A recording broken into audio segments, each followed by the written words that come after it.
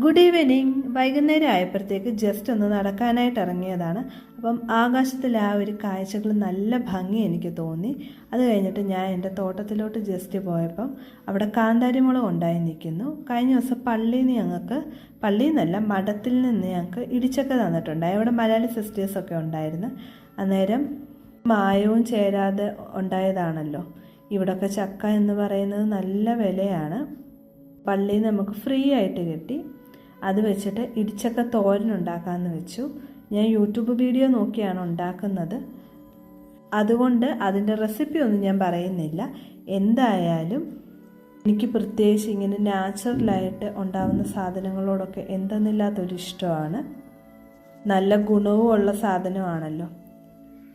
പിന്നെ നാട്ടിൽ നിന്ന് കൊണ്ടുവന്നൊരു തേങ്ങ ലാസ്റ്റായിട്ടുണ്ടായിരുന്നു. അതെടുത്ത് അതിൻ്റെ വെള്ളം കുടിക്കുകയും ചെയ്തു, തേങ്ങാപ്പീര എടുക്കുകയും ചെയ്തു.